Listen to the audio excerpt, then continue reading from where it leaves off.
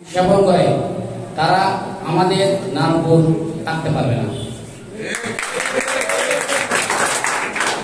সেজন্য আমি আমাদের যেসব ক্লাব আছে তাদের মাধ্যমে তাদের সমাজ থেকে আমরা সাহায্যের আবেদন জানাচ্ছি।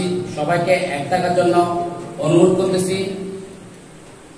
সেজন্য আমরা চাচ্ছি যে নামপুরের মধ্যে আমরা একটা মাদকের বিরুদ্ধে একটা সমাবেশ করব।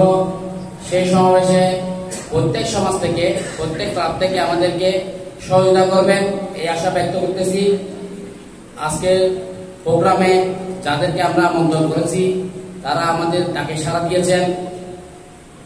আমার ব্যক্তিগত পক্ষ থেকে আমি অন্তরের অন্তর থেকে ধন্যবাদ জানাচ্ছি আমাদের প্রাণী সংগঠন বহুকিপাড়া টাইগার ক্লাব তথা বহুকিপাড়া মানবিক সংগঠন ছাত্র সংগঠনের পক্ষ থেকে বহুকিপাড়া সমাজ কল্যাণ সমিতি বহুকিপাড়া সমাজ কল্যাণ পরিষদ সবার পক্ষ থেকে আপনাদেরকে ধন্যবাদ জানাচ্ছি।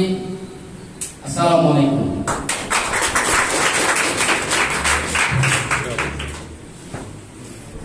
পাড়াকে নিয়ে আজকে দেখতেছি প্রায় নামপুরের অর্ধেক বা 3/4 1 ভাগ সংগঠন সহ সামাজিক প্রতিনিধি উপস্থিত হয়েছেন। আশা করি আমরা যে উদ্যোগ নিয়েছি আমি আশা করব এই উদ্যোগে আমরা সফল হব। আমাদের বক্তা এবং বিভিন্ন সংগঠনের পক্ষ থেকে যে প্রস্তাবগুলি রাখা হয়েছে আমরা সেগুলি বাস্তবায়নের দিকে যাব।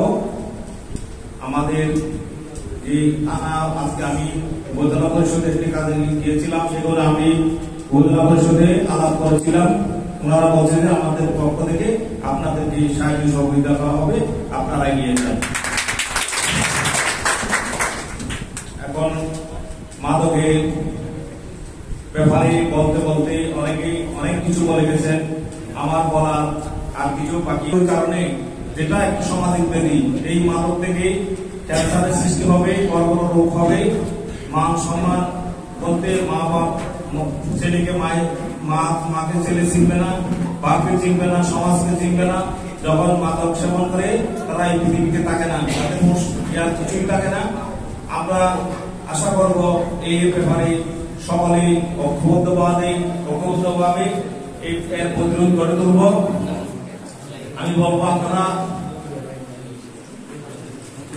যুবক ভাইদের দৃষ্টি আকর্ষণ করছি, আপনারা নামাজ কালাম করেন।